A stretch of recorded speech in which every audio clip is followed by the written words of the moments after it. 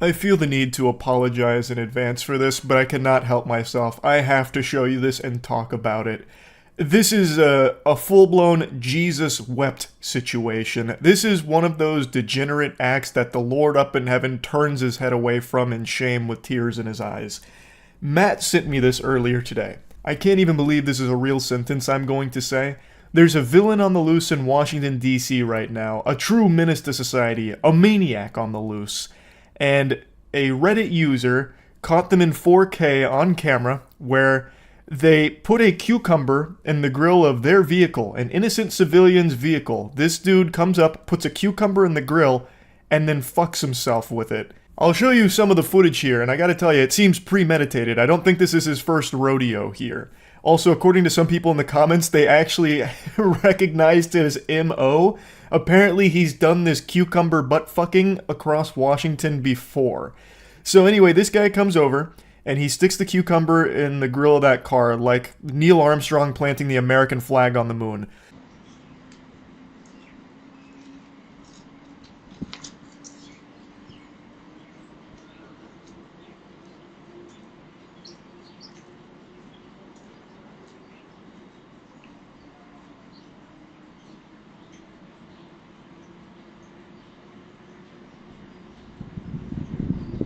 He also appears to be a master magician because that sleight of hand was impressive. I didn't even see the cucumber in his hand at any point until he reached the vehicle. It's like he just spawned it in, just conjured the cucumber out of thin air. So he makes sure that it's firmly planted in there like Excalibur into the stone.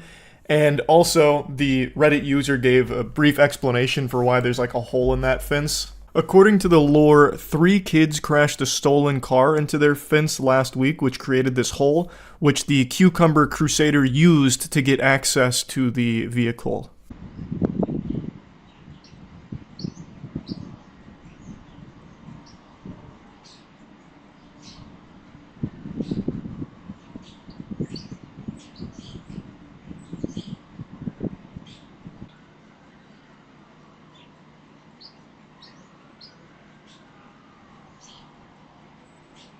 I can hear that Nissan Rogue crying out in agony right now. He is sexually assaulting this poor Nissan here. In broad daylight, too. Like, he looks around once just to check if anyone's watching, and then just goes for it. It wasn't exactly the most thorough sweep of the area, but who knows, maybe he's on a 3 cucumber ass streak, so he's got a UAV online, so he knew it was clear. He knew the coast was clear.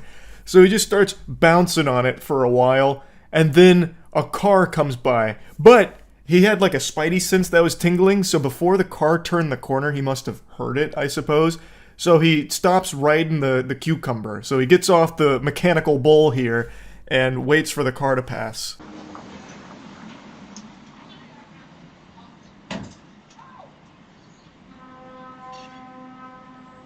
He looks so annoyed that this car is passing through, like, come on, man, really? This is private property. Can't you see I'm busy? Go on, scram, get out of here. I got business to tend to.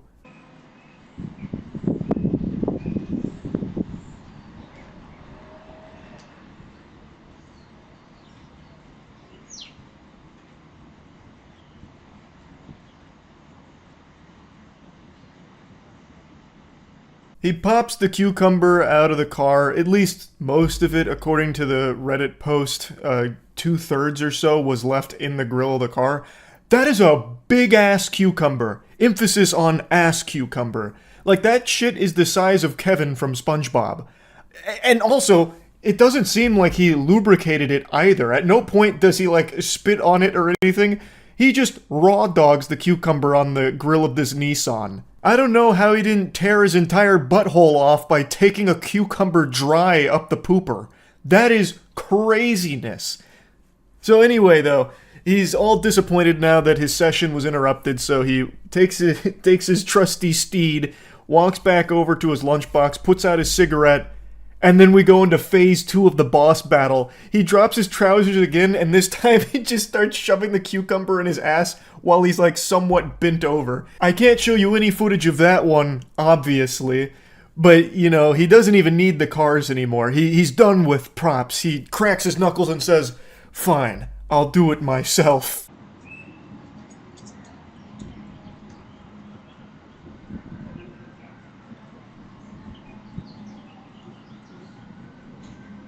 This whole video is unhinged, but perhaps the most insane part about it is something I can't show you because his ass is out. But when he finishes plungering his asshole, he puts the cucumber back in his lunchbox. Dude just drops a stinky poo-cumber into his lunchbox and then walks away with it. It's like an ambiguous open ending to Inception here, where you, the viewer, get to decide what he did with it next. In my headcanon, he just goes and eats it. Like, I feel like he probably ate that ass pickle. But it's also equally possible that, he takes his sidekick to another car, and the cycle repeats itself again with him ass blasting himself on the hood of another person's vehicle. By far, the most degenerate thing I've seen this year. I think I can safely say that. Now, this story has somewhat blown up, at least in Washington. It's been picked up by quite a few outlets. And the location where this act happened is right next to a school. And I mean right next to a school. Like, you could actually shoot a spitball and probably hit it from the place where this guy stuck a cucumber in his butt. This area is apparently used by students pretty often. Like, they walk down that alley to get to school. A lot of people go down this area. It's a high traffic zone. And this dude did that there. It is so fucking gross. This whole thing is so disgusting. But yeah, I just had to talk about this a little bit. If you live in the Washington, D.C. area, sleep in fear. Maybe, like booby trap the grill of your car just in case he happens to roll through and your car piques his interest. Maybe like some barbed wire a little bit on the front of the grill or something. I'm not really sure how to stop it, but good luck out there. As of right now, he's still at large. So, yeah, that's really about it. So, yeah. Today, a man named Eric sued Twitch for $25 million because he can't stop masturbating to the female streamers on the platform and blames Twitch for his dick always being rubbed raw. Yes, this is a real lawsuit. It was actually served to Twitch today, and it is one of the most beautiful things I've ever read, and I can't wait to take you through it all. It's all public, so you bet your sweet asshole we're diving in here real hot. I'm about to take you on a journey that not even Tolkien could do. This is an adventure that you're just not ready for, with a protagonist that has a lot more to him than meets the eye. Like all good fairy tales, let's go ahead and start with a little bit of background on our main character. The plaintiff has been a Twitch Prime and Turbo subscriber for years now, whom also suffers from depression, OCD, panic disorder, agoraphobia, and Crohn's disease. And because of these maladies, he heavily relies on the internet for all his entertainment purposes, as many others do during this difficult time. And due to the COVID-19 pandemic, many people have to stay home for entertainment and are quarantining themselves. Now, let me just say, I don't know if this was written by a real lawyer, because this honestly reads like it was written by him himself. Like, this seems like something I'd fucking read on Reddit. Caps locking, have to stay home for entertainment. You can really feel the bitterness in that statement right there. Now, skipping ahead a little bit, he's always on the computer, constantly using and watching Twitch. Mr. Estevillo suffers from sex addiction due to his obsessive-compulsive disorder that makes him obsessed with sex and compulsions. Twitch has extremely exacerbated his condition by displaying many sexually suggestive women streamers through Twitch's twisted programming and netcode, making it nearly impossible for the plaintiff to use Twitch without being exposed to such sexual suggestive content. Now, I don't know what kind of experience Eric is getting on Twitch, but when I go on there, I'm not getting like titties shoved down my throat or anything. I'm not seeing a bunch of streamers, legs over their head, forceps in their vagina, spreading it apart for a big gape or anything like Eric seems to be describing here. This man's describing Twitch like he's Professor Xavier using Cerebro, and he's jacking into Cerebro, and all he's seeing is a bunch of naked women and vagina and fat asses in front of him, and he can't help but jerk himself off. It's very easy to use Twitch without seeing any kind of sexual content at all. There is no way for the plaintiff to filter streams he'd like to watch based on gender, male or female. Therefore, the plaintiff has to choose a game and/or category to watch, with thumbnails showing these scantily clad women alongside men of being the only streaming channels available to him. He cannot filter out the women on the site. No viewer can. Twitch doesn't have a gender filter.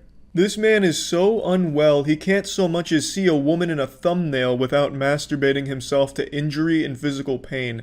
Now, he says he doesn't go outside, and that's probably for the best, because if he did, he might encounter a woman, and then what the fuck is he gonna do there? Just beat his meat till it's raw and destroyed? He'd give himself trench foot on his penis because his hand would be so goddamn sweaty, and then suggests a gender filter option, or says, it's a bad thing that you can't filter out women on the site. That's so fucked up. That's like a dude that's starting keto for the first time who has to get rid of all the bread in his house because he might just lose control if he so much as sees some carbs around him. That's this guy with women. Do I even need to explain why having a way to filter out people based on gender is a bad fucking idea? Eric then taps into his personal spank bank folder on his old crusty computer here, releasing all kinds of photos that he's taken of the streamers during their streams, or photos that he's taken from their modeling shoots off the platform. I guess as a way to like try and show a judge, like, hey, look at this, look at all these good looking women doing poses and shit. You know, I have to jerk off to this. You're probably jerking off to this too right now just for me showing you this montage. The plaintiff, who suffers from sexual addiction, has suffered much worse given that Twitch has exacerbated his condition. This is like the 20th time they mention sexual addiction. They talk about it like it's a fucking superpower for Eric here. The plaintiff's username on Twitch is the real Eric Estavillo, and he is following exactly 786 female streamers while following 0 male streamers, with that number continuing to grow as the plaintiff has little control over his addiction. Yeah, honestly, that part's just pretty impressive. 786 female streamers he's following with 0 men. That's a lot of dedication right there. That's a lot of work that you have to put into that. You have to actively avoid seeing any men on the platform and only seeking out women. Like, this guy had to have scrolled to the bottom of every single category just looking for a new woman that he hasn't followed. I'm pretty sure he's followed at least like 50% of every female streamer on that platform. So that is nothing shy of perhaps a Guinness World Record. It's hard to say for sure. It's going to have to be verified. And it was around this part in the lawsuit where I started thinking to myself, like, yeah, this is probably fake. It's probably just a joke. So I decided to do a little investigation of my own and dig a bit deeper into this mysterious soldier of semen squirting, Eric Estavillo. This guy is literally exactly like the robots from our new music video, Skynet, the cum-powered robots. Eric is powered by cum. He cannot exist without coming in his pants at least 40 times a day while watching Twitch, allegedly, according to his lawsuit. So by Googling his name, I eventually was led to this article from 2009 where he was suing World of Warcraft. He was also engaged in 4 other lawsuits at the time with Sony, Microsoft, and Nintendo, and even 11 years ago, he was known as a serial suer with a ton of bullshit lawsuits. But as you can tell from the title, he made us a promise. He said, you know what, gamers, I'm done with this. I'm gonna go down the path of justice and righteousness now. No longer will I dabble in sin with these terrible fucking awful lawsuits. I'm gonna do the right thing. So after this, I'm gonna give all this money to God because that's what God wants. God came to me in a wet dream and said, Eric, I don't like what you're doing, but if you do win these cases, I want that money personally, and I don't want you ever touching Sony, Microsoft, or Nintendo again. You hear me? And Eric said yes. But then fast forward 11 years and look what happened. He's sinning again.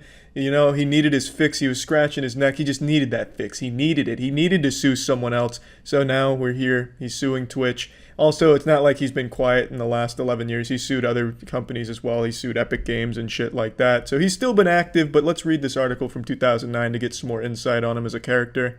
So here we get a little bit more character development from Eric.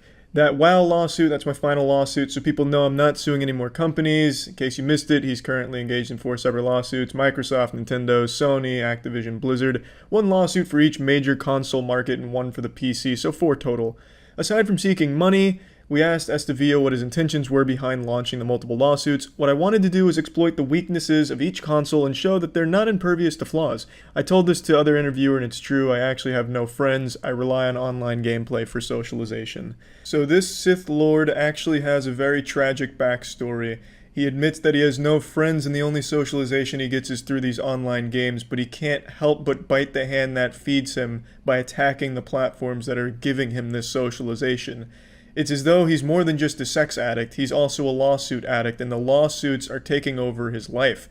You know, he only has the friends from online, and yet he's going after the very platforms that's giving him those opportunities to have those friends because he's addicted to lawsuits. It's actually very sad stuff. Now, after reading through the article, I found his YouTube channel where he proudly proclaims that yes, he is the guy who is famous for his terrible lawsuits. And that's when it got even sadder to me. That's when I realized that the reason he's doing these lawsuits truly is just for some attention. He doesn't expect to win any money. He doesn't expect anything in return except for a couple articles written about him and people reaching out to hear from him.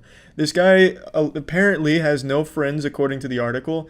and this is really his only outlet for attention and the only way he's able to even have people know his name. He hasn't won any of the lawsuits, obviously. In fact, it hasn't even come close to him winning even a single penny from all of it, so he's doing all of it at a huge loss to him because it's expensive to make shit like this, so he's spending a lot of money just hoping that people will at least know who he is. And I think that's extremely sad. And it doesn't take away from the laughable lawsuit that he has against Twitch, because that's still fucking great. And it's now, knowing this about Eric, I can at least identify that he's just making fun of it. He's just having fun with this lawsuit, making it as crazy as it can be, so people can talk about it and talk about him. And while I still hate the fact that people can just sue people for anything, for any reason, and all kinds of just terrible, awful, garbage fucking lawsuits just get tossed around constantly, it's a plague. I still hate all of that, but I can almost excuse Eric for doing it because it's all he has. It's his whole identity, just being the dumb lawsuit guy against video game companies and shit. It's really sad, but it at least feels self-aware now going back to the lawsuit against Twitch. So now it's time we turn our attention back to the masturbator's Bible here. Twitch does not limit how many female viewers a customer can follow via their website. And why should they? Like, what the fuck is Twitch gonna do? Hey, excuse me, loser. It looks like you're following 150 female streamers all within the last 2 hours. We're gonna go ahead and put a little block on your account here for about a week where you can't follow more female streamers for at least a week. So stop doing your weird shit, please.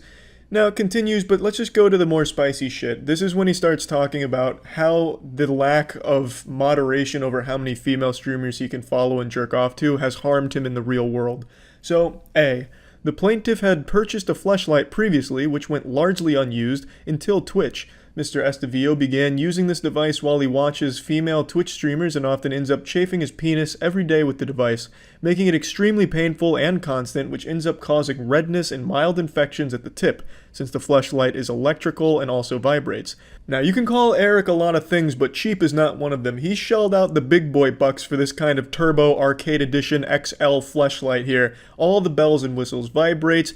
I mean, that's you're getting your money's worth on that. You're getting a lot of bang for your buck in that regard right there. That's a quality fleshlight.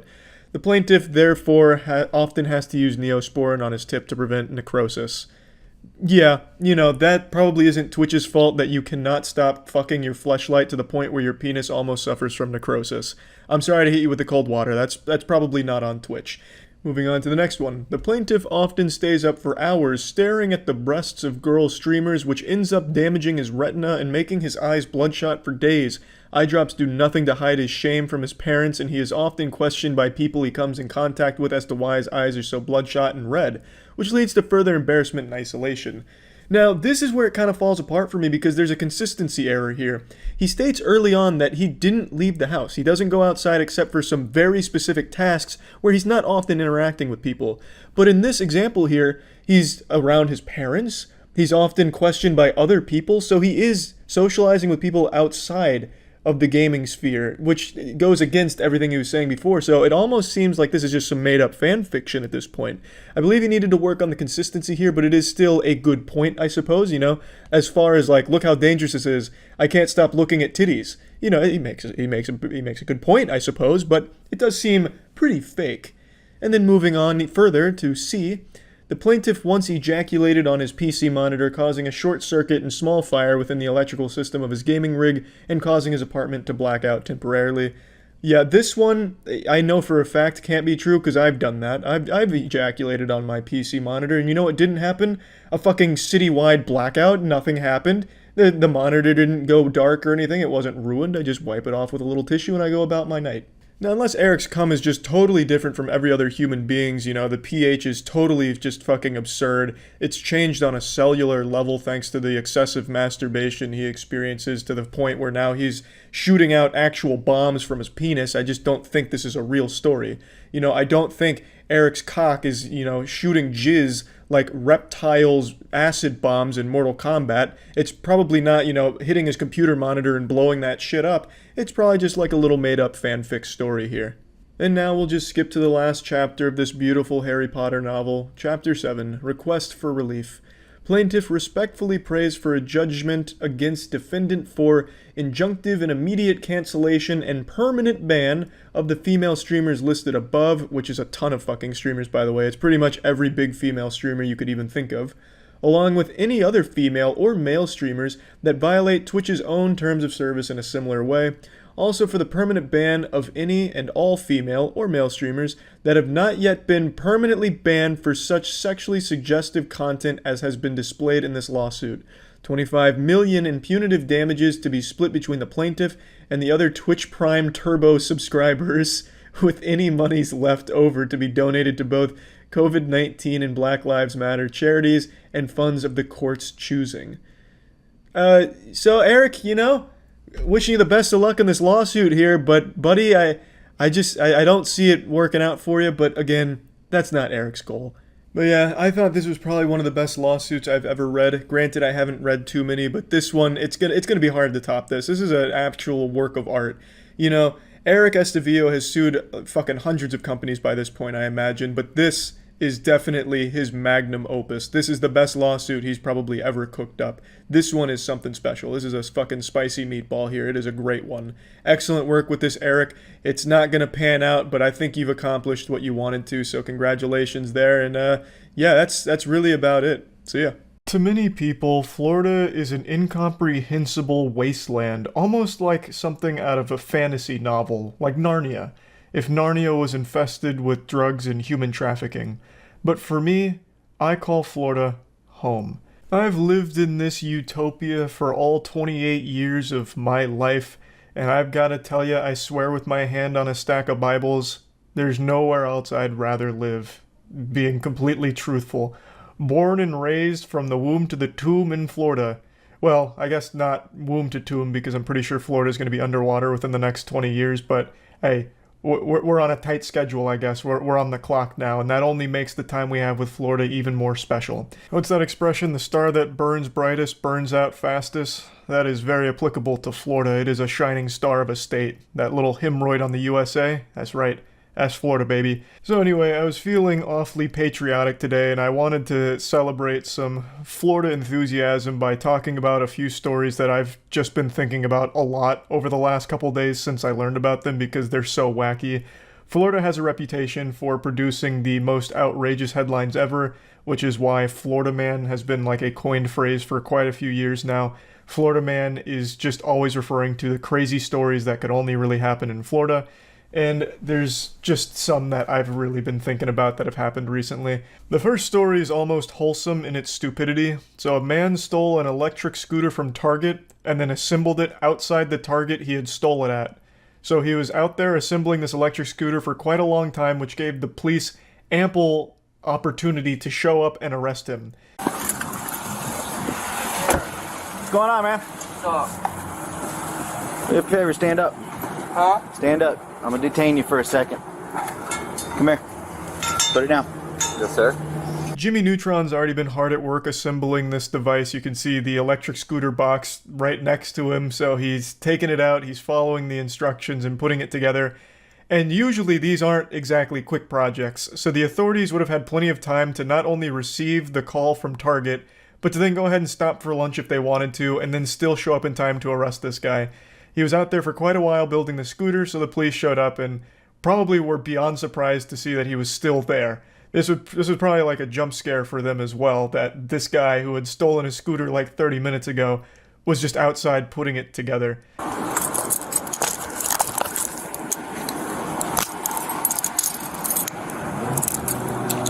You know why I'm detaining you? Yes, sir. No? Okay. Once I get these on you, I'll explain it to you. We'll get it all figured out, alright? Alright. A confounding mystery, no doubt. Why would this good Samaritan just casually putting together the electric scooter he just stole possibly be getting arrested or detained here? Something that science can't quite explain, I suppose. I just really like this whole idea here. He steals the scooter and he's like, alright, great. Oh man, I can't ride this. It's in the box. Well, guess I'm gonna have to put this shit together like it's some fucking Legos. And he just does it outside the Target he stole it at. He could have taken that anywhere else. Literally anywhere else. He could have taken it to like a nearby park or even just on the sidewalk somewhere and started putting it together, but instead he puts it together at the danger zone, the hot spot where he had just committed a crime. Did you buy this scooter?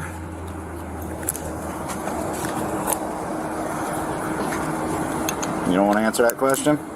Caught him with his hand in the cookie jar with that question. He asks if he bought the scooter, to which he receives no reply.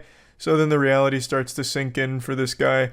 I'll go ahead and break down the story here, though it's not super interesting, very generic. Target employees saw him grab the Razor electric scooter, so then they just called the police on him, who then showed up and arrested him because he was outside fucking building the thing. What I really love so much about this one is the fact that this is actual, like, Skyrim NPC behavior. So this guy committed a crime. He takes the scooter, he steals it, and then the second he leaves the store, he must have forgot how he acquired that scooter and thought it was totally okay to just go ahead and start putting it together there. That item he just stole. The next story I want to share with you all is actually a really interesting crime plot. This one's got a lot of layers to it. This one's like almost a huge scheme. It's a $1 million plus milk theft.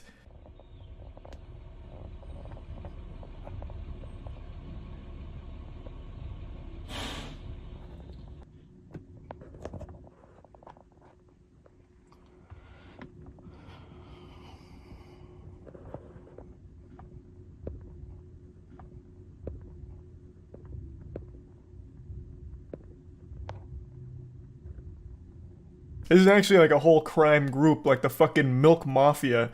They got together and hatched the perfect crime, like Ocean's 11. They decided they were going to steal a fucking ton of milk. A lot of dairy products. It actually goes pretty deep. So the 6 suspects were employees of Island Dairy, a milk distributor that worked with MacArthur Dairy, a milk and dairy products company, and they were arrested as a result of an investigation dubbed Operation Got Milk.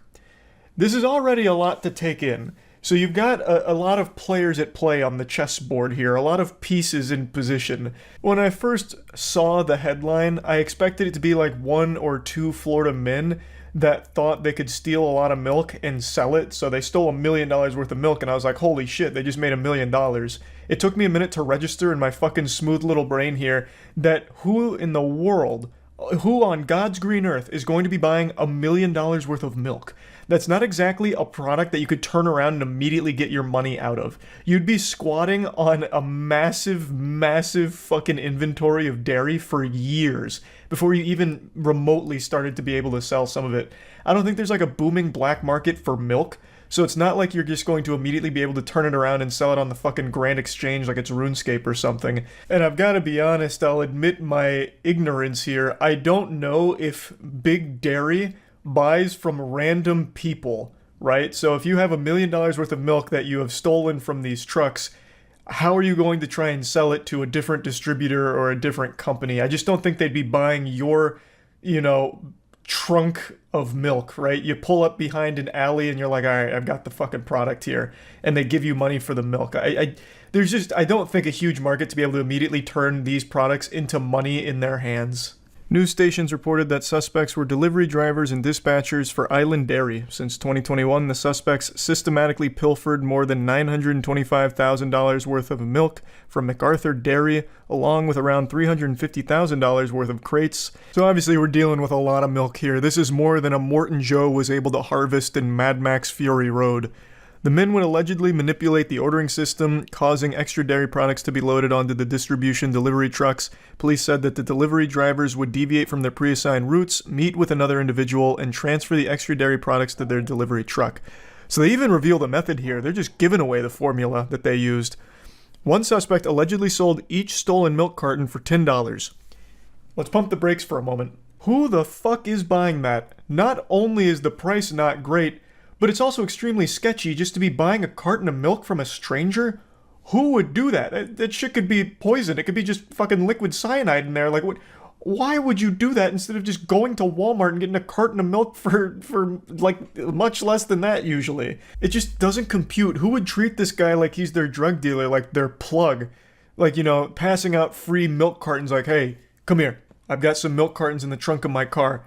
First one's free. But if you ever need your fix, you can meet me by the CVS dumpster. I got plenty more milk cartons where that came from. Like, I just can't even imagine that world. That's so wild.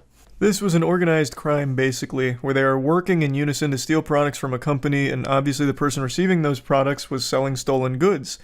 Officials told WTVJ that Island Dairy conducted an internal investigation that uncovered the irregularities and identified the potential suspects. Police were then contacted and began surveillance on the suspects. Hours later, investigators said they captured the transfer of stolen dairy products on video. So they got him. They got him. This is actually a pretty sizable theft here. $1 million plus worth of milk is fucking crazy.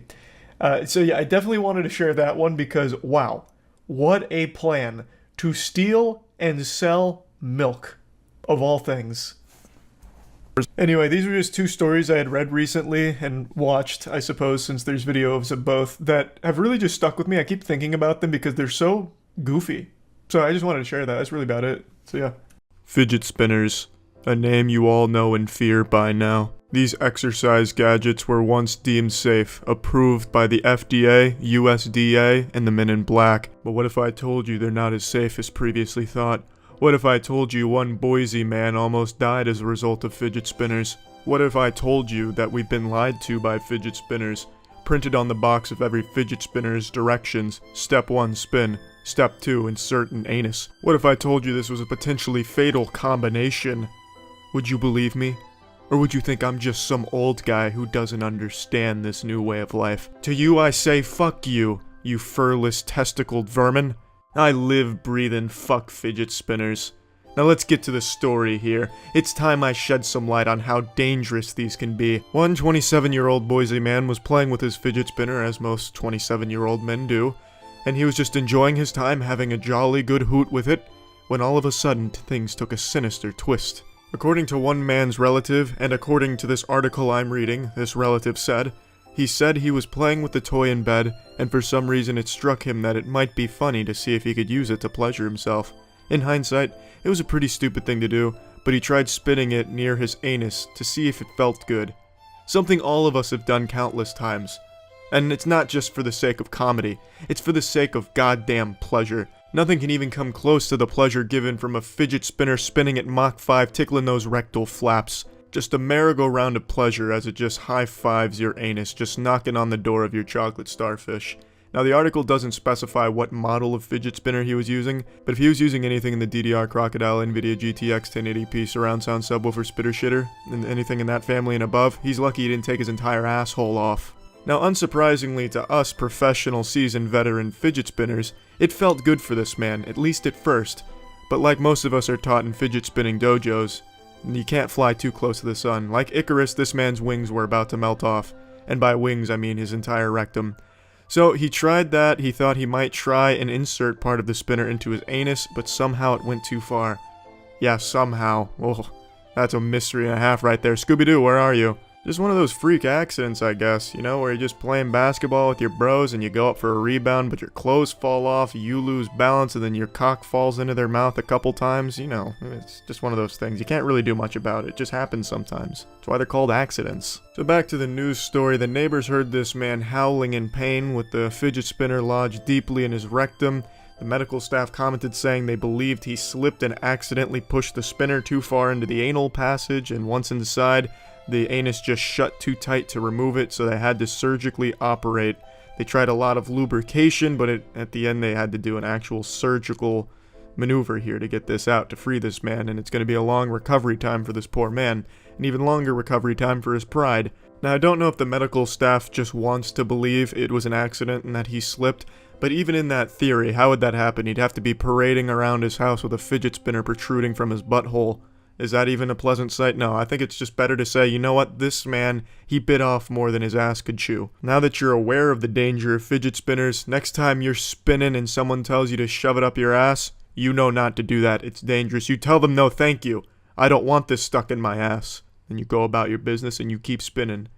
Yeah, that's it. So yeah. I learned about an extremely degenerate cop today that had a video surface with his behavior that's probably more embarrassing to the department than that cop that started going like G.I. Joe mode and just mag dumping after an acorn fell on his squad car. Officer Anthony Hare of the San Diego Pussy Department found himself in hot water after he was caught red-handed in the back seat with a female arrestee after she said she was down to fuck.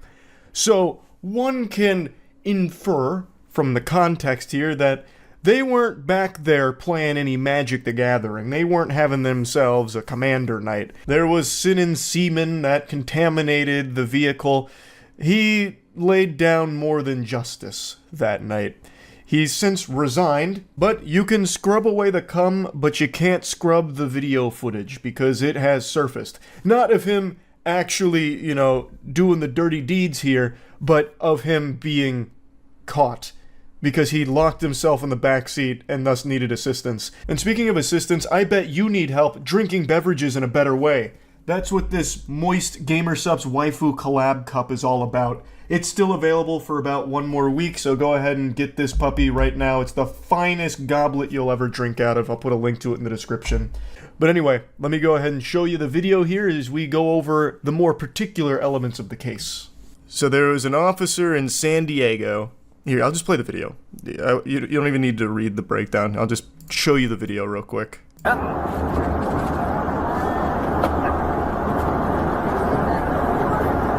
you're not?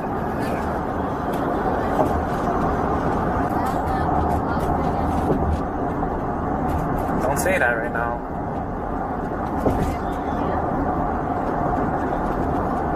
No, I said don't say that right now because everything's being recorded right now. So this opened my eyes to a problem that I talked about a lot. That cops have full control over when they can stop recording something. So he mentions right there, this woman's like, I'm super down to fuck. And Anthony, he's pitching a tent. He's like, oh. And he's like, wait, don't say anything because this is still recording right now. He hasn't had a chance to turn it off. But he does. He does get that chance. What's going on?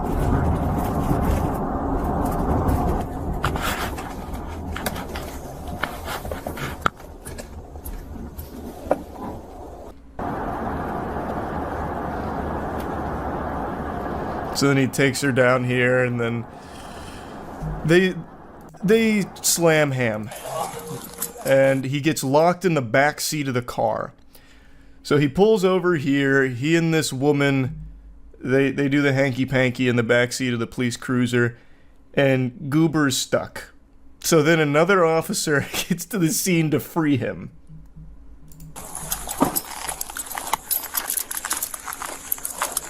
In front of a house. Yeah, that was another thing.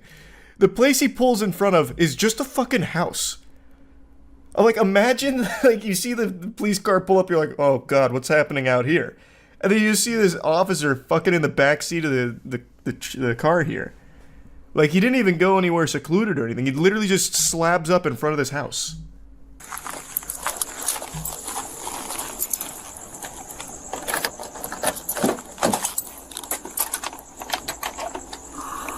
I also just learned a little, I guess a little hack here for police cars. You can open the back door with that. That's a little trick. 114 yellow. What code for? Everything just went wrong. Okay, hold on. Let me turn my camera off. Isn't that fucking awful? She's code 4? Okay. Yeah, let me turn this off real quick. Wait, before you confess to all of the awful shit you just did right here, let me turn off my camera. So that way there's no evidence. You turned off your camera, right? Okay, good, just making sure. That's so dumb. If you can just turn it off whenever, it's so fucking stupid. Typically it was like, oh, the camera malfunctioned, but here it's just like, wait, let me turn this off. Like, what's the point? No, he got fired. Or resigned or whatever. His claim is that he was just checking on her and that everything went wrong. You can see him like saying like everything just went wrong. I was just being such a gentle sir. I went back there to make sure everything was okay. You know, I moonlight as a gynecologist, and she was having a medical emergency with throbbing pussy syndrome, and I went back there, and one thing leads to another. I'm stuck in the back seat, and now you're probably getting the wrong idea about what happened here. It was totally professional. The semen was there earlier from a different suspect. You should have seen this fucking maniac. This degenerate was jerking off in the back seat and fucking blowing loads all over the place. It's not my semen. And if you can trace it to me, it's because it's because he got some of my hair. He got some of my DNA. Oh, he was looking for contraband. So true. Keeping the streets safe.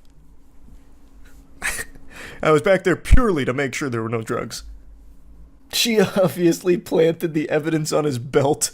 Now, the official explanation here from the source itself, Mr. Anthony Hare, says that he went back there because he believed that the woman was having a medical emergency. I'm actually inclined to believe Mr. Hare on this claim because I think there is a very high chance she was suffering a medical emergency. Cock withdrawals. This is a serious medical condition. In fact, it claimed the life of one of my buddy's grandmothers when we were growing up. She actually passed away from wiener withdrawals. If left unattended, the symptoms can be severe and even life-threatening. So Mr. Hare was just following his code to the letter. Protect and serve. Penis. And he didn't want to do it. Brother is a hero. He shouldn't be forced to resign over a misunderstanding. He should have been given the key to the city, I'd say. This whole thing is a classic example of it's not what it looks like, you know. He did what he had to do in the moment, and then, if we go back to the explanation, it all makes perfect sense.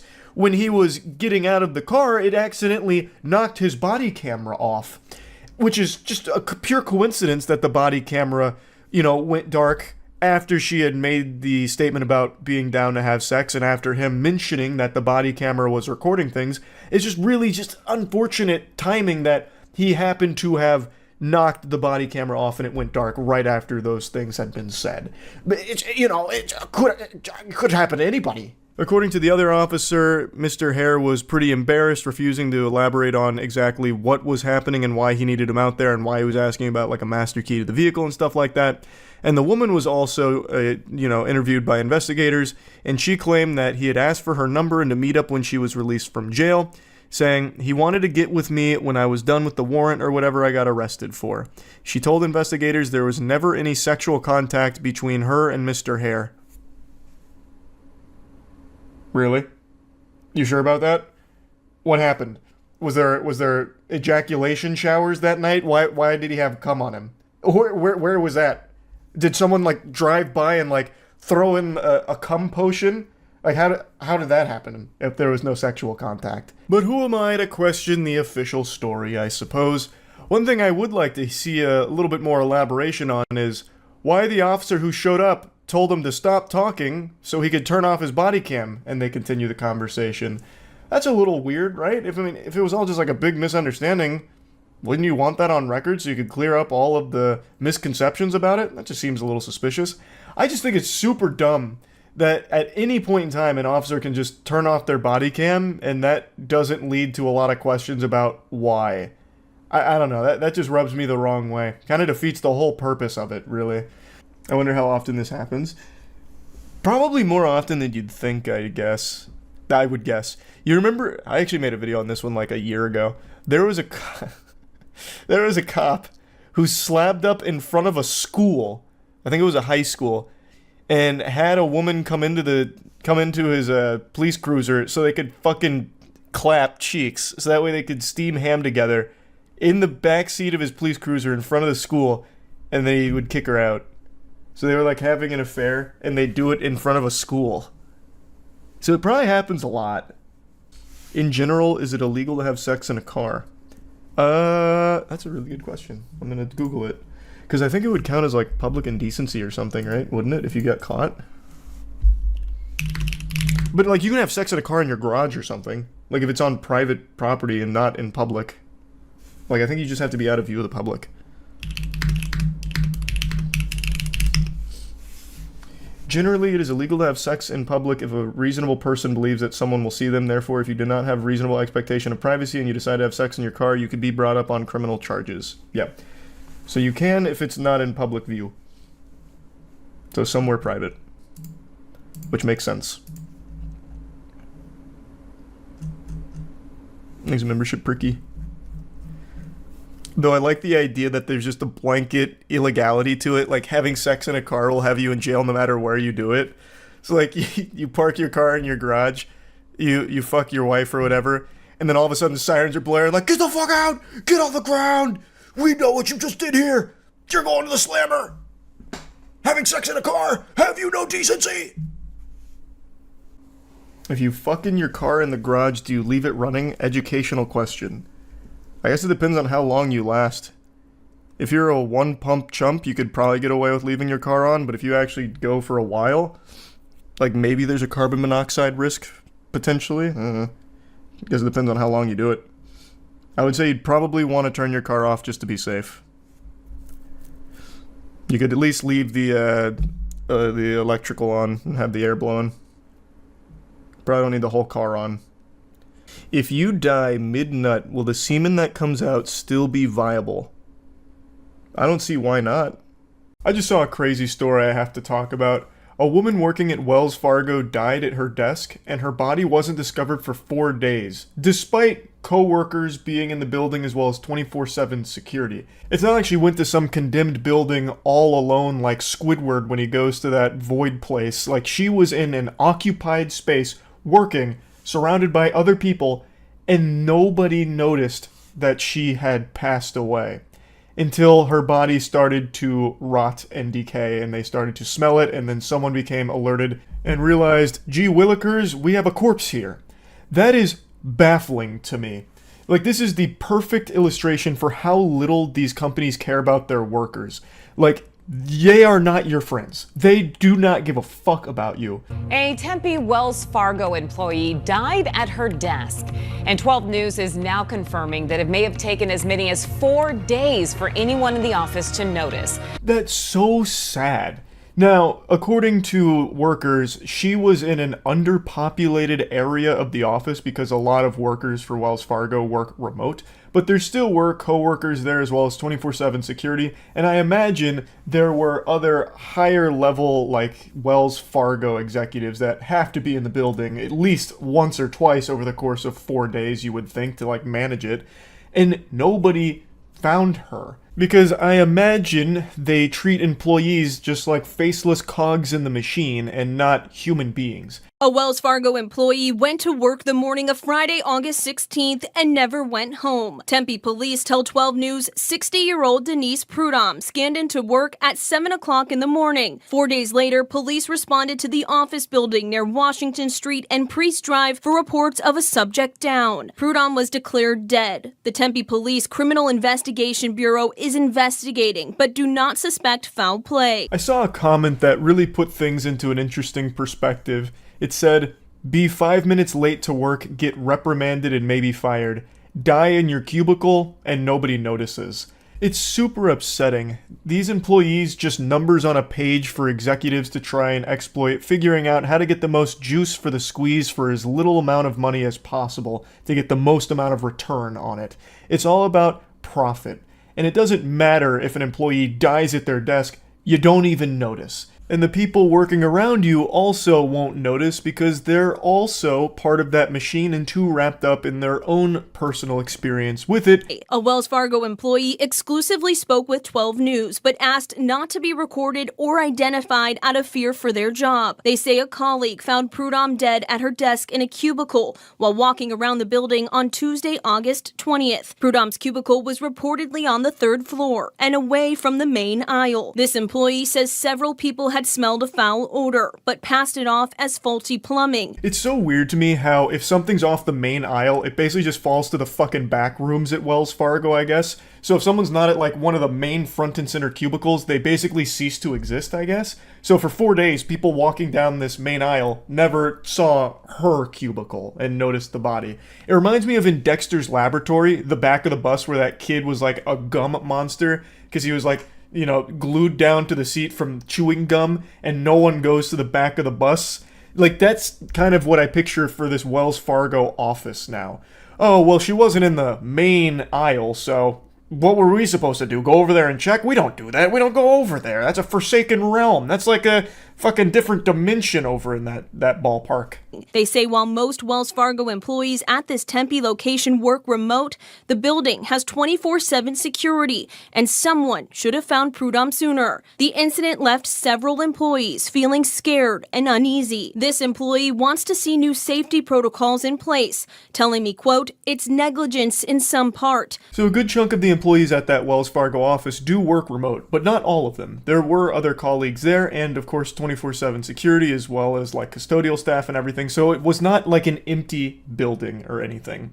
I am extremely curious to see what protocol changes Wells Fargo might make here. I'm expecting some like really cringy dogshit solution from some out-of-touch Silicon Valley type that just tries ridiculous garbage. Like they might integrate like a jingle. If you're feeling kind of dizzy, if your stomach's feeling shitty, go somewhere else. If your heart starts to pound and you might fall down, go somewhere else. Die off the premises, please. We're begging you. It's bad for our PR, so just die somewhere else, please, instead of in our cubicles. They're not all of a sudden going to start treating their employees like human beings. That's not going to happen. No shot. These fucking elite level zombies that control all this shit, that's never going to happen. There's a higher likelihood that aliens will come down right now and suck my flaccid cock. But I do think they'll do some kind of like desperate attempt at trying to spin this in a positive way. Like, this was a huge wake-up call for us here. We were all shocked and disgusted by what happened, and we want to make a big change. And that's why we're the first office to require hourly health check-ins, where we send around a healthcare professional to check in on each cubicle to ensure that the employee is still breathing. And they'll just have like some dude walk around to each cubicle going, "Hey, Janet, just making sure, are you still alive? Okay, let me check your pulse real quick." All right, great news. Hey, keep up the good work. You're a valuable team member here. We're a family. Don't forget, we're more than a team, we're a fucking family. Fist bump. All right, I'm gonna go check on the next one.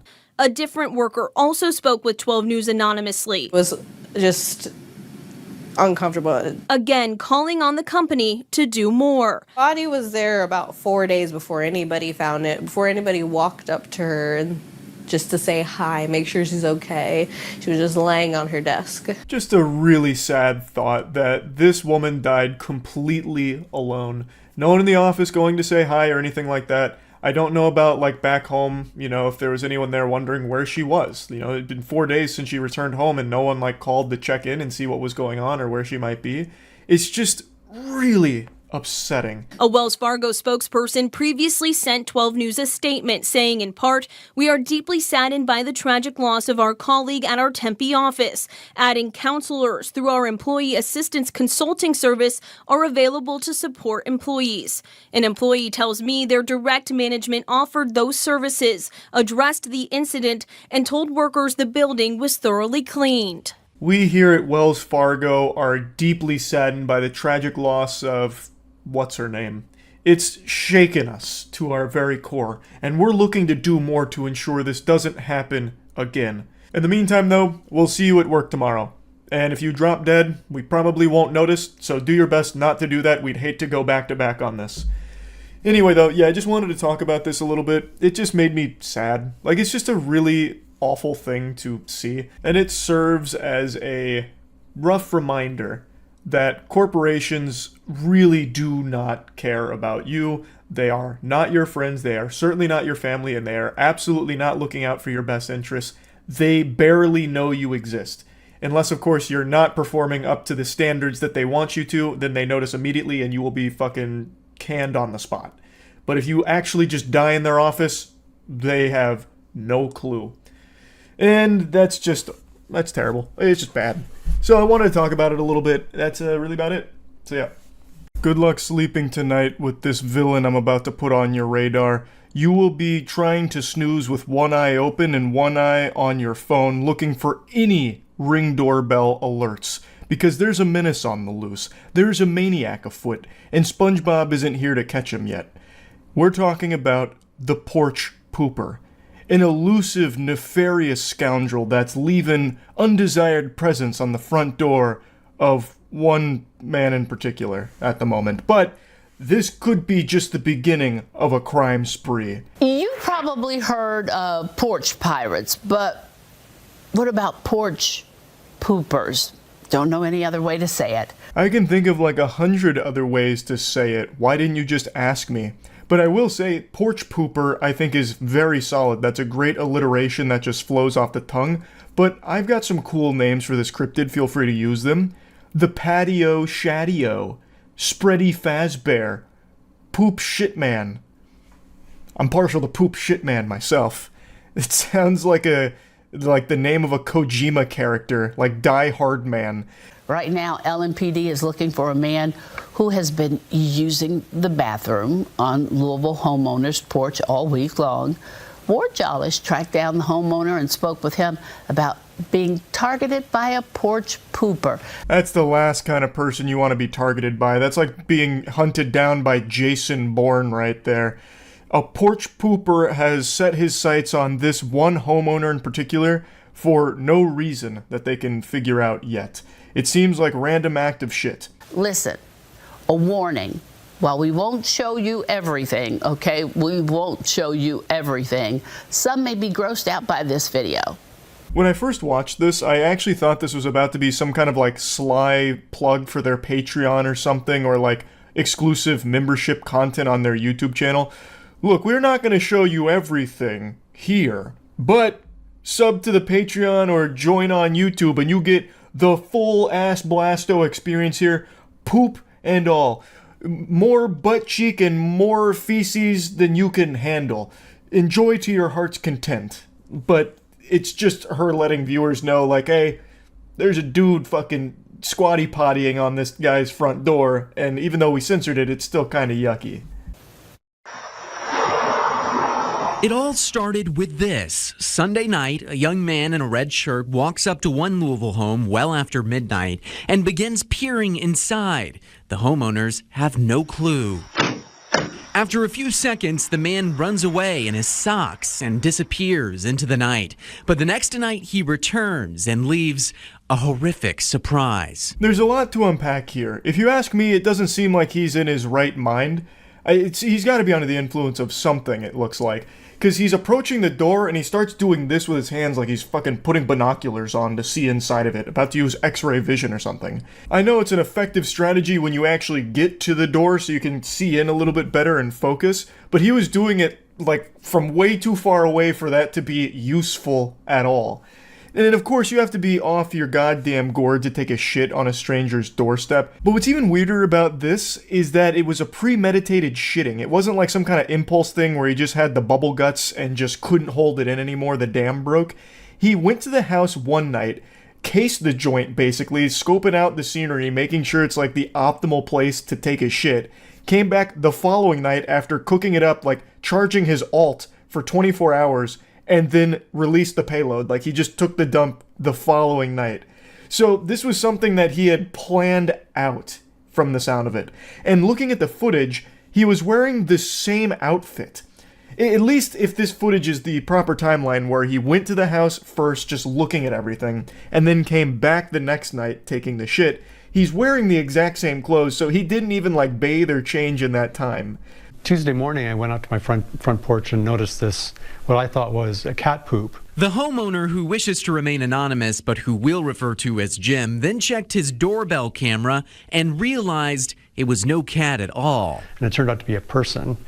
And not only did he defecate, but he also urinated on our welcome mat. This seems personal, but the homeowner Jim has no idea who this guy is or why he would do this in the first place. And to make matters even worse, I'm pretty sure I have that exact same pair of pants that the porch pooper is wearing. So I may have been burgled by this gentleman. Maybe he broke into my house in the middle of the night, stole my pants, and left a fucking surprise somewhere that I haven't found yet. And now he's wearing my pants while shitting around the town. What's even more disturbing is that the man returned a third time the very next night. Jim got an alert on his phone and tried to confront him, but the man was already gone. You have no idea who this guy is or why he's doing this. I have no idea. We're good neighbors. We, keep to ourselves. We behave ourselves. And he was visited 3 times, like the ghost of Christmas past, present, and future. But the only gift he was given was the gift of a fucking colon cleansing on his front porch. And in all 3 instances captured on the doorbell camera, he's wearing the same clothes. This guy didn't bathe or change over the course of 3 different public shitting incidents. His hygiene stinks. This guy fucking super sucks. I imagine him going around town, he has like this cartoonish stink cloud that follows him around. He is probably unbearable to be near. Holy shit. Jim has now filed 3 police reports for each night his home has been targeted, but so far, no arrest. Just a big mess he's now forced to clean up. I'm relieved that he's not violent or he's not trying to force entry. He's just doing his deed, but it's very disconcerting and disturbing. In Louisville, Ward Jollis, Wave News. Now, I did wonder if the news broadcast had just repeated footage here when they did the side by side, because it looks so similar. He goes to pretty much the exact same spot, like down to the millimeter, and he spends about the exact same amount of time shitting, which I find to just be highly unlikely, unless this guy is some kind of anus specialist, the butt whisperer, and he's trained his ass to be extremely strict with how long shitting takes. Then it just seems weird that it's pretty much the exact same across all 3 instances.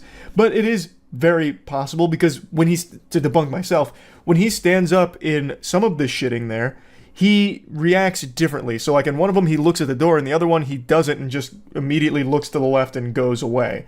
So it probably is separate instances. I just still find it shocking how consistent he was with it. Same position, same location, same duration, and same clothing. It's like when he's not shitting on this guy's front porch, he just enters stasis and then comes back the next night in the exact same outfit and everything. It's just so peculiar. So yeah, hopefully they catch the porch pooper sooner rather than later. I'd hate to see more homes ruined by such foul fecal matter being spread haphazardly like this and in locations where it shouldn't be. So yeah, hopefully Jim no longer has to deal with this porch pooper, and I just wanted to make you all aware of this so you can take precautions. If you hear a rumbling of a tummy in the middle of the night, sprint to your front door ASAP, because you might be able to catch the porch pooper. Yeah, so that's about it.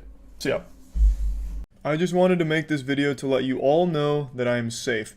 Don't worry, don't panic. Charles is safe here. This isn't any kind of propaganda. I'm not being held hostage to lie here. I'm not in witness protection. I am genuinely safe right now. For those of you that have no idea what I'm talking about and it sounds like the ravings of a lunatic, let me explain. Yesterday, it was reported by multiple outlets that Gwyneth Paltrow's "This Smells Like My Vagina" candle went up in flames in a woman's household, creating a fiery inferno and nearly burning the entire fucking thing down. And as all of you know by now, I'm the proud owner of not 1, but 2 of Gwyneth Paltrow's pussy candles, because I'm the Gwyneth Paltrow scent sorcerer, the scent shaman. I'm basically just the patriot of Paltrow's punani aroma. I own 2 of these, and a lot of people on Twitter were concerned about my safety after reading these headlines, and I just wanted to come in here and reassure you that I'm safe. These haven't turned into pipe bombs yet, but maybe it's because I haven't burnt far enough down there to get to like the nitroglycerin core that they seem to have. But I just, again, it's like in Facebook when a natural disaster occurs and like people you know, your relatives click like the "I'm safe" button after an earthquake. That's kind of just what I wanted to do here in regards to Gwyneth Paltrow's vaginal attack on the country. What a wild situation, though. How fucked up would it have been if it actually did burn down the whole house? You know, you just come home after you hitting the gym or whatever. Your house is on fire. The fire department's just going up against this raging hellscape. And then after they finally get it under control, and as you're going through the ash of all the memories you've lost in the house fire, that's when you smell it. My God, it's Gwyneth Paltrow's vagina. And then you instantly know what happened. Man, that'd be fucking horrible. Luckily, in the story here, the lady was able to get the candle outside before, like, the nuclear explosion. So she was able to save the house and everyone inside of it. But, man, what a wild terrorist attack from Gwyneth Paltrow here with the candle, huh? According to the story, she like lit the candle and then it just raged out of control. It's from the way it was described, it sounded like they were trying to summon Shinron from Dragon Ball Z using fire instead of Dragon Balls. So the way that the lady described it is they lit the candle and it immediately burst into this huge flame that went outside of the container there, the receptacle of the wax, and started shooting bits all over the place. And then her and her husband finally got it under control and tossed it out the front door like a live grenade. But shit, it makes it sound like it was some kind of satanic ritual using Paltrow's meat curtain Methodist to be the catalyst. It's crazy. I would have never expected that. If you can't trust Gwyneth Paltrow's vagina, what can you trust, huh? For me personally, as a huge enthusiast of genital-scented candles, this will absolutely change the way I approach lighting them. I'm going to make sure to take more precautions, perhaps even a full hazmat suit, not only for the smell, but also just in case things go titties up. I want to make sure that all of the proper precautions are followed when lighting Gwyneth Paltrow's vaginal candles from this point forward to avoid any kind of catastrophic accidents that could occur. But again, I just wanted to make this video to let you all know that I am safe. Even though I own these 2 active weapons, these 2 landmines that could go off at any minute, I am handling them like a professional with the utmost care, and I'm very conscientious of safety now, thanks to this story I read. So I just again wanted to just do this as a little check-in to let you all know that yes, I am safe, and yes, I still own Gwyneth Paltrow's pussy weapons, the candles here. That's about it. See ya. Hey, guess who's got COVID again? This is number 4. I'm like Patrick Mahomes, but instead of 4 Super Bowl appearances, I've got 4 COVIDs under my belt. Yeehaw. So, I've been spending the last day or so watching Warhammer 40k lore videos. I've even purchased quite a few minis. I've been looking around online for like professional painters and sculptors for even more. I'm deep. And this morning, I was perusing 40k content again, but I actually got recommended a video that had nothing to do with 40k. It was news coverage of some asshole rolling up in his truck and stealing some kid's entire lemonade stand. And it turns out this isn't the only time it's happened. There's actually been 2 cases of this in the last month. Though the previous one was stealing the money from a lemonade stand in front of the kids, this guy just came up and stole the entire kit and caboodle here. This boy is heartbroken. He can't believe what just happened. Someone has taken his lemonade stand. The youngster has been selling lemonade for more than a year at an intersection near his home outside San Diego. That kid is grinding, selling lemonade for a year. He's got himself a full-time job after school. Multiplication tables in the morning, business in the afternoon. Like, I remember when lemonade stands were popular when I was growing up, you'd do it for like a summer, maybe at most. That's very impressive from this kid here. His lemonade stand has lasted significantly longer than Concord. It happened when Liam walked away from the lemonade stand for just a few minutes to get cups. That's when a gray pickup truck drives by, reverses, and heads back to the lemonade stand. First, the table goes into the back of the pickup. The driver throws away Liam's sign and then loads in the chairs. Just as he drives off, Liam returns and sees his lemonade stand disappearing into the distance. I don't think even the Grinch would stoop this low. There is no way this degenerate asshole didn't know that that belonged to somebody else. There is a sign there, presumably about the lemonade on the, at the stand. And he picks up the sign and throws it to the side before putting in the chair and table. He knew. He just didn't care. He was in such desperate need of a plastic table and plastic chairs, he was fucking frothing at the mouth just seeing his opportunity to steal it. I'm willing to bet this guy didn't actually care about the table or chairs. He just did this because he had an opportunity to do it. So he did it for the love of the sport and the thrill of just stealing someone's shit.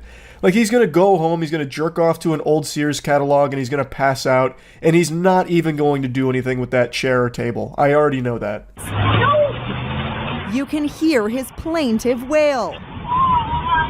Liam's mom, Carrie, and dad, Leonard, say there could be an innocent explanation. My initial thought was, maybe he thought it was free because a lot of people, they leave things up by the road. I was hoping it was a misunderstanding. I think it's very wholesome that she'd have this perspective of trying to immediately give someone the benefit of the doubt and seeing the good in someone, like, oh, this could all just be a misunderstanding. Sometimes people leave like furniture on the side of the road that's just up for grabs. Maybe that's what he thought here. But that fails to take into account the sign that he picks up, looks at, and then throws to the side before putting the shit in his truck and driving off. I don't think this is a case of confusion where he just thought, someone was playing Sims and left some furniture out and about that he could pick up and take home without issue. There was a sign there. There was a sign that this guy, maybe he's illiterate, maybe he couldn't read. That's very possible by taking just one glance at that guy.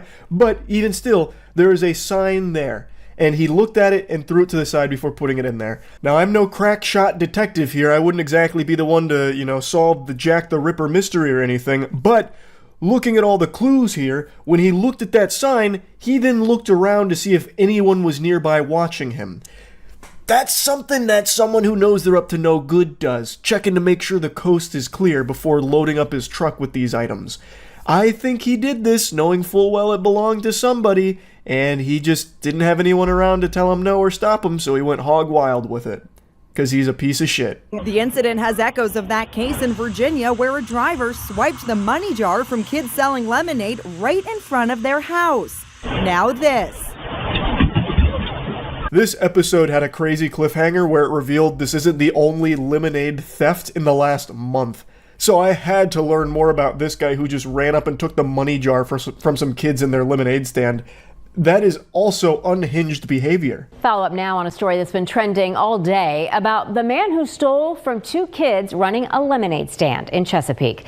The video is leaving a sour taste in people's mouths. This guy, smiling as he approaches a kid's lemonade stand, snatches the money jar and takes off. Like taking candy from a baby. He makes it look easy. This is an Ocean's 11 style operation executed to perfection by this man.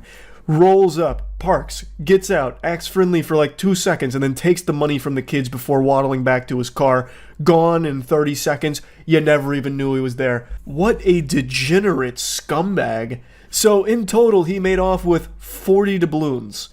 He stole $40 from these kids who were selling lemonade, and I already know that was the most exciting thing that's ever happened in his life. This does not seem to be a desperate person. Like, this is just someone who stole for the sake of stealing. Here's the surveillance video. The car slowly approaches, and the man comes out of the car. Rebecca, who's 10, told me she started to pour him lemonade, and he quickly grabs a jar with their money and takes off. We already got $40. It was seeming pretty good. And then the guy came. He acted really nice. I wonder how long he planned this out for, or if it was just something that he just decided in the moment. I bet this dude marinated on this idea for days. Like, those kids are selling lemonade. I could probably steal from them.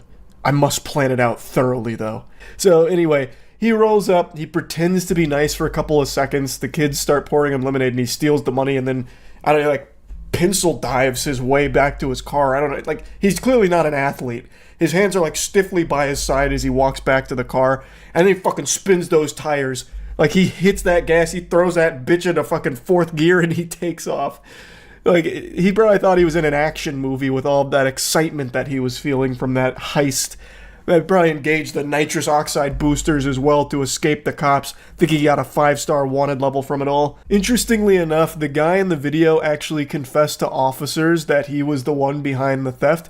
It was a 19-year-old, which really surprised me because the guy in the video looked to be pushing 40. I definitely thought it was a guy on the older side of things, but it has been positively identified as a 19-year-old named Esteban, and he's facing misdemeanor charge for it. And the happy ending continues because the two kids ended up getting like $6,000 from community support because they felt so bad that these kids just got like blatantly robbed in front of their face.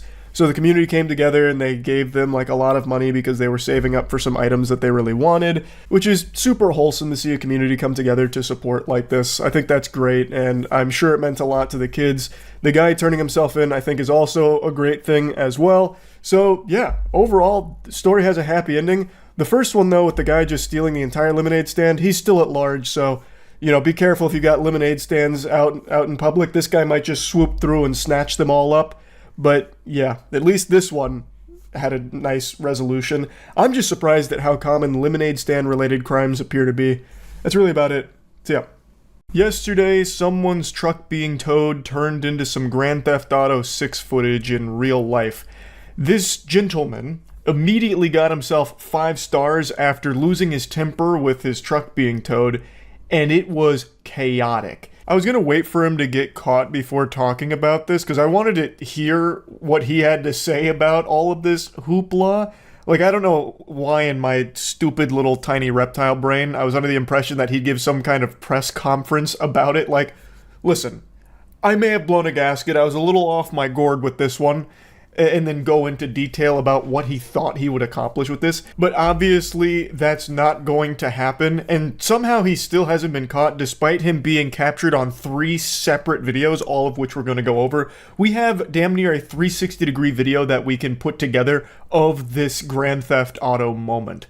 It's fucking incredible here. Get that fucking truck down. I'm warning you, motherfucker. Get the fuck away from this truck. Get the fuck out of here.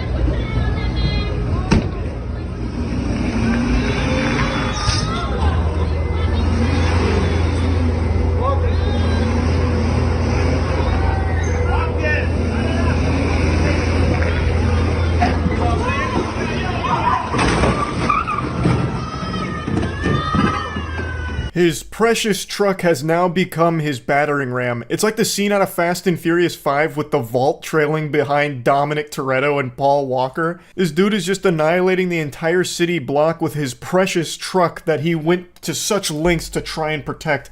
Now he's just racking up crimes here like he's trying to catch them all like Pokemon. So he is hitting every single parked car in the vicinity. His truck has definitely seen better days. He is destroying not only his property, but everyone's property around there. It kind of reminds me of Killdozer from many years ago, where that guy got really upset and then decided to modify a bulldozer, basically turning it into a fucking Gundam. He put like giant cement walls on it, turned it into an armored vehicle, and just went on a rampage causing carnage. This guy's kind of doing the same thing here. He's like a diet inbred Killdozer here with the tow truck.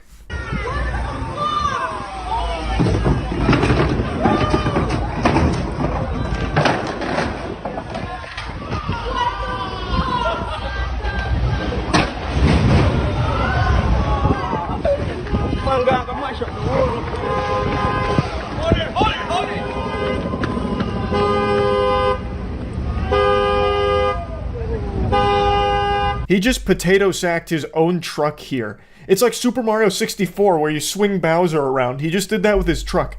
It unhooked and just flew right off, and then the guy just continues to make a getaway in the tow truck. So fundamentally what happened is, his truck was being towed. He then steals the tow truck to try and keep his truck. He loses his truck in the process and totals it as well, and then just steals the tow truck. And that's the entire series of events. He's now committed multiple crimes.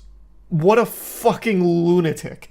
Also, the sound that it made when the truck fell off, it was like a bomb going off in there. Speaking of a bomb going off, if you want a flavor bomb in your mouth, get some goof juice. Gamersupps.gg/moist. There's a special going on right now. If you use code MOIST, you get free shipping on any order anywhere in the world.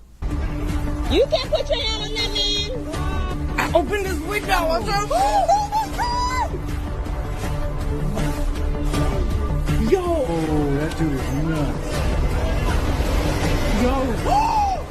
Bro! Oh my God! Oh my God! Yo! What the fuck? Yo!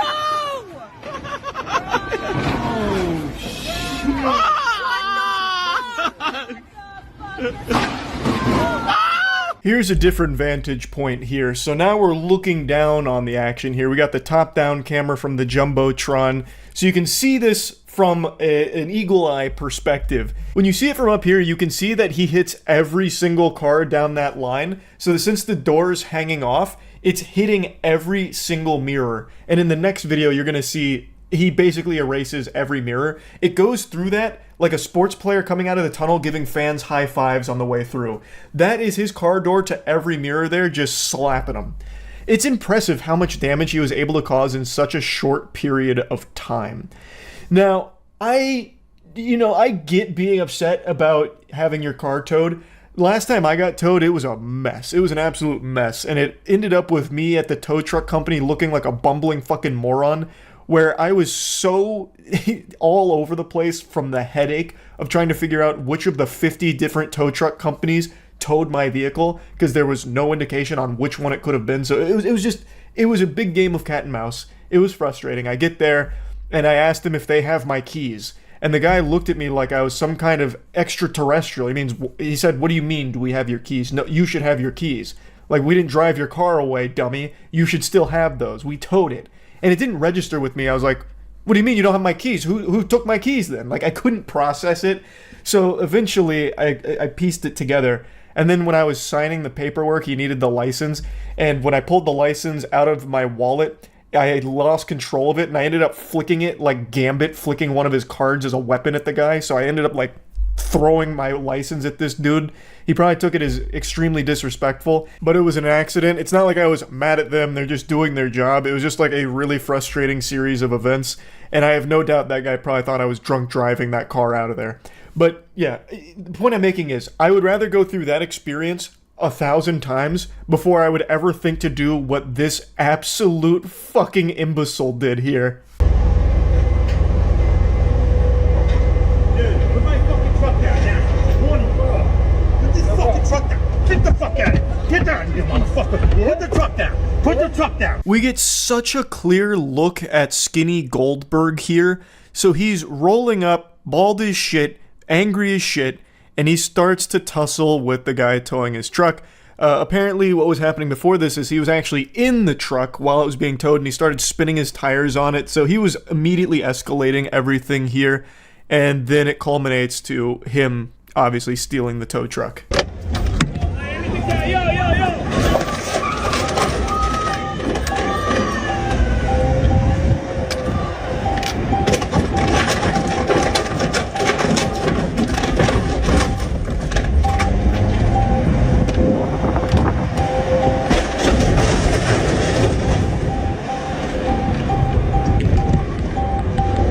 It was a bad day to be a side mirror. That was an apocalypse for side mirrors. There was only one survivor that I could count before he whipped it into the other vehicles there. And then of course he just tosses it to the side right there, having it fall over. And he doesn't stop or anything. He just keeps going. I wonder if he even knew that he had lost his truck back there. He was probably so angry and fuming that he didn't even register that he just left his truck behind. The whole reason for his crime spree. What's baffling to me is this guy has not been arrested yet. So, according to NYPD, there have been no developments since the incident, but they did say that the fleeing maniac hit a car that had someone in it, and that person ended up at a medical center. They know who this guy is. The failure to make an arrest is stunning. This is coming from the article, and I agree with whoever's writing the article here that it is stunning he's not arrested for this.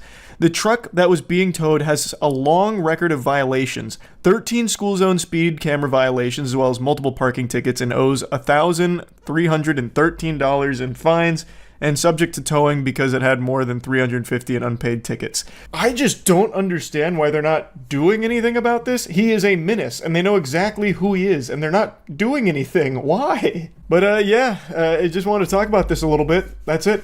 See ya. I just had a couple of friends send me a clip where Jack Doherty just crashed his McLaren on stream while reading chat or maybe texting on his phone. And I just cannot fight the urge to make fun of this goober again. Insulting Jack Doherty is a God-given right, and I would be a fool to deny that. I can't resist. It's like trying to hold in a sneeze. I just have to let it out. I have to clown on Jack Doherty. The most punchable face on the planet here belongs to our protagonist, Jack. He is right now driving his McLaren, and his cameraman is doing a great job for the insurance company here, showcasing that he is not doing his due diligence of being a safe driver. So, the clip starts with him staring at his phone, staring a fucking hole through it. I'm pretty sure he's reading the chat, though it is possible he's reading texts or replying to texts. Either way, though, he is distracted driving, and it's about to be a disaster.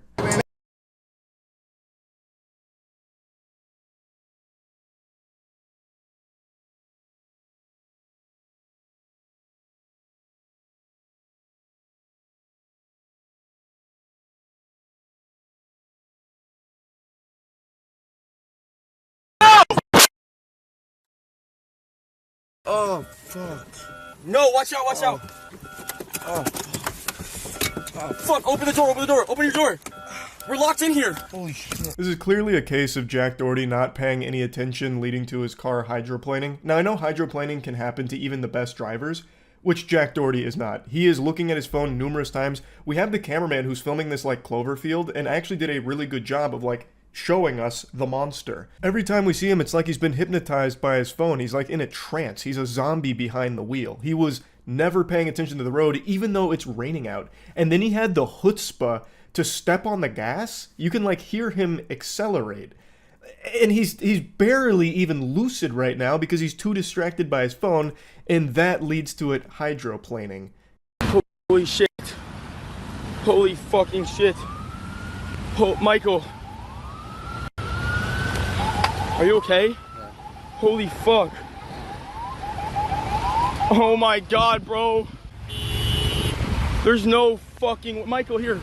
Michael, do you have your film on that phone too? His friend is clearly injured, bleeding from his head. He is fucking leaking. And Jack Doherty doesn't give a shit. He hands him the phone to keep filming for stream and then tells him to film on an additional phone as well to get multiple angles, I guess. He was trying to make like a 360-degree video out of it. I have no clue. Michael, shake it off for a second. Look, I know you might have a concussion. I know you're bleeding all over the place. But you have to remember, we're in the middle of content right now. So I'm going to need you to get your act together, rub some dirt in it, and double fist these phones and film me, okay? I'm the superstar here, and I'm going to put on a little bit of a show here for the content, okay? And if you're not all right with it, you're fired. You can take a hike. You can scram, Buster. Get out of town, okay? Like, if this is me, if I was Michael, that would show loud and clear Jack doesn't give a fuck about me. This little vermin is not a friend at all. He's a little content ghoul, a little goblin. I knew Jack Doherty was pathetic, but I had no idea he was this pitiful that this is considered content to him. Like, how can you possibly have so little shame? You just totaled your car with video evidence of you staring at your phone for most of your driving. And this car, like, fucking exploded like Humpty Dumpty here. The way, you'll see his car fully in a moment, it looks like when you drive backwards in a NASCAR game in the early 2000s. Like, he did a number on it, completely totaled it. It is a miracle that neither one of them are in a coffin right now. And instead of doing the sensible thing of stopping the stream and getting medical care to your friend who clearly needs it, he instead doubles down and wants even more footage of it, even though he looks like the biggest fucking idiot on the planet for this. An unlovable, unlikable, irredeemable loser. No! Oh my god!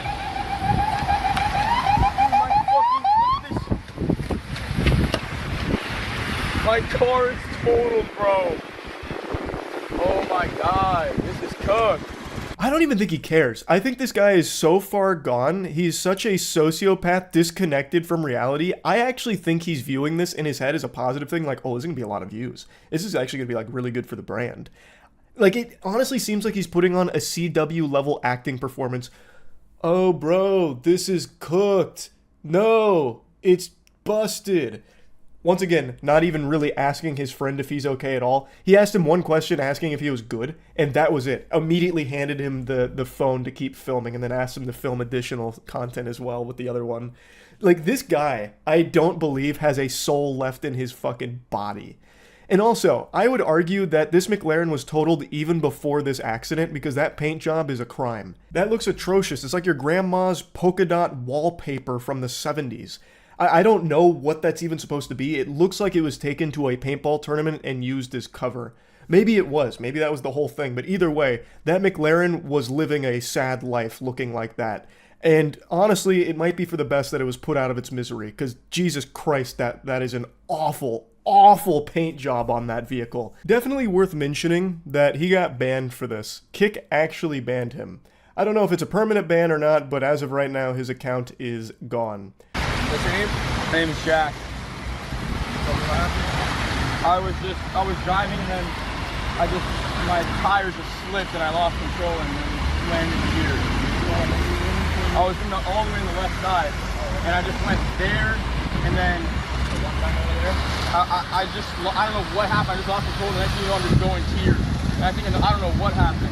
Yeah, no shit you don't know what happened because you weren't looking. You were buried on your phone, brother. This is probably the most honest thing I've ever heard pop out of this douchebag's mouth, and it's entirely accidental. Like, he is being honest. He doesn't know what happened. He didn't have his eyes on the fucking road at all. Though I do think it would be very important information to share with this officer, the video footage. I think they'd really like to take a peek at that, Jack. You love to promote your streams and everything. Why not let the officer take a peek at what happened right before the accident? I'm sure that would be really interesting in helping them figure out how this mysterious crash could have possibly taken place. This whole time, he still hasn't really checked on his friend at all, who is still bleeding profusely. And it's not until more authorities get there, as well as, like, medical personnel, that he even pretends to care, like, comes over and gives him a hug. But outside of that, he doesn't really care about Michael. And if that was me, I would 100% be suing Jack for that. He's made it clear as the fucking patches on my face where my beard doesn't grow that he does not care that I am injured and it's his fault. All he cares about is me filming him. So, fuck him. I would 100% be opening a case against Jack. There is video evidence of him texting and driving or reading chat while driving, just being distracted and causing this crash that has now injured me. So, I'd be coming for a little piece of that pie, because he is a piece of shit. I don't think Michael will do that, and I don't even know if it would be like a slam dunk case if he tried, but this would absolutely be where the friendship would stop if that was me in this case. That shit is just so foul. They want me to be back. They don't want me to be here. For some reason that not even science can explain, Jack Doherty takes this as an opportunity to bust out the pepperonis here and get his shirt off. I don't understand why he likes to be shirtless so much when he has a body that's built like a bag of milk. I thought for like a split second maybe the medical personnel asked him to do that so they could check him for like abrasions or anything like that. But I don't think they did, because he did that like in the middle of a conversation with the authorities. And he does get into like the back of an ambulance to get examined, but from what I can hear and what I can tell, they never asked him to take his shirt off. Plus, they probably would have done that in the ambulance as opposed to just on the road. But I don't know for sure. Most of the time, Jack Doherty does have his shirt off for some reason, and not even totaling his McLaren and splitting his friend's face open is enough to stop him from doing that. That shirt's coming off, come hell or high water, it doesn't matter. And man, we are all the worse off for it. Like, Jesus Christ. Overall, though, it is very lucky that everyone else on the road was safe from Jack Doherty's negligent wrath here behind the wheel of the McLaren. He didn't hit any other vehicles from what I can see, and it's also very lucky that neither him nor his friend died from this. So, all things considered, he got very lucky with this crash, because it could have been a lot worse. Maybe this will be a wake-up call for him. I doubt it. I don't think he has the capability of actually learning and growing and evolving, but we'll see. That's about it. See ya.